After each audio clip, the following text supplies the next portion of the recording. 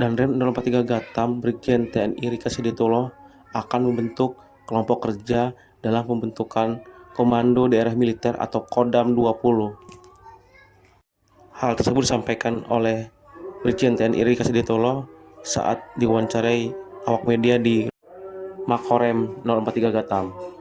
Dalam pembentukan Kodam tersebut, pihaknya akan melibatkan ahli sejarah yang nantinya akan dimintai pendapatnya dalam kajian pembentukan Kodam 20 tersebut.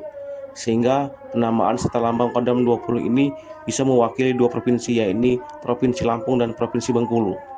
Pihaknya saat ini masih menunggu arahan dari Pangdam 2 Sriwijaya terkait langkah apa saja yang akan dilaksanakan dalam pembentukan atau mempersiapkan Kodam tersebut. Danrem 043 Garuda Hitam akan sedikit disampaikan bahwa ada rencana ke depan untuk Korem 043 Garuda Hitam akan dikembangkan menjadi Kodam XX20, di mana cakupan wilayah teritorialnya nanti akan digabungkan atau akan operasionalnya dengan Provinsi Bengkulu. Nama dari Kodam 20 itu serta lambang satuan Kodam nantinya.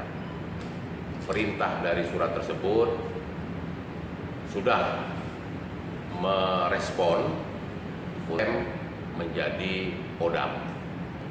Sebenarnya ini baru proses awal, serta bagaimana penempatannya nanti, sehingga dua wilayah Provinsi Lampung dan Bengkulu ini nanti betul-betul bisa terjalin satu operasional yang sama. Pokja yang lebih utuh, tentunya kita akan melibatkan semua unsur atau stakeholder yang ada, termasuk para ahli-ahli sejarah, sehingga penamaan dan lambang dari Kodam 20 nantinya betul-betul bisa mewakili dua provinsi ini, Lampung maupun Bengkulu.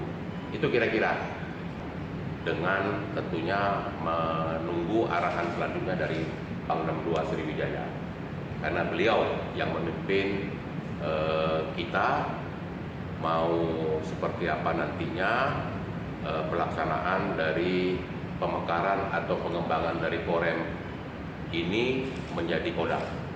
Itu kira-kira. Kita berharap nanti ke depan dalam waktu yang mungkin tidak terlalu lama, satu Kodam itu bisa utuh dari segi personilnya, peralatannya, kemarkasannya.